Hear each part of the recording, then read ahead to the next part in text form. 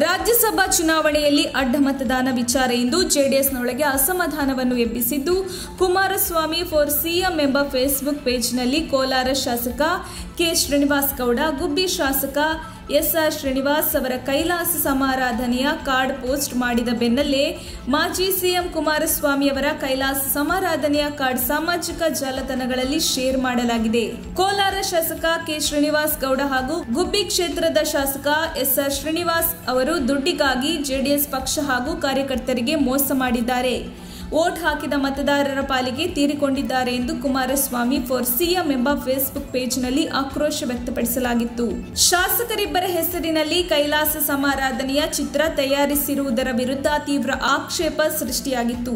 ಇದರ ಬೆನ್ನಲ್ಲೇ ಕುಮಾರಸ್ವಾಮಿ ಅವರ ಹೆಸರಿನ ಕೈಲಾಸ ಸಮಾರಾಧನೆಯ ಕಾರ್ಡ್ ವೈರಲ್ ಆಗಿದ್ದು, ಎಚ್ಡಿ ಕುಮಾರಸ್ವಾಮಿಯವರ ಕೈಲಾಸ ಸಮಾರಾಧನೆ 22ರಂದು ನಡೆಯಲಿದ್ದು, ಮಂಗಳವಾರ ಬೆಳಿಗ್ಗೆ 10 ಗಂಟೆಗೆ ಬಿಡದಿ ತೋಟದಲ್ಲಿ ಏರ್ಪಡಿಸಲಾಗಿದೆ ಎಂದು ಕಾರ್ಡ್ನಲ್ಲಿ ಬರೆಯಲಾಗಿದೆ. ಇಂತಿ ದುಃಖ ತೃಪ್ತರು ರಾಧಿಕಾ ಕುಮಾರಸ್ವಾಮಿ ಎಂದು ಬರೆದಿದ್ದಾರೆ. ತಕ್ಷಣ ಬೇಕಾಗಿದ್ದಾರೆ. ತುಮಕೂರಿನ ಹೆಸರಾಂತ ಕಂಪನಿಯಲ್ಲಿ ಗುತ್ತಿಗೆ ಕಾರ್ಮಿಕರಾಗಿ ಕೆಲಸ ಮಾಡಲು ಯುವಕರು ಬೇಕಾಗಿದ್ದಾರೆ. ಲೋಡಿಂಗ್ ಮತ್ತು ಅನ್ಲೋಡಿಂಗ್ ಕೆಲಸ ಮಾಡುವವರು ಬೇಕಾಗಿದ್ದಾರೆ.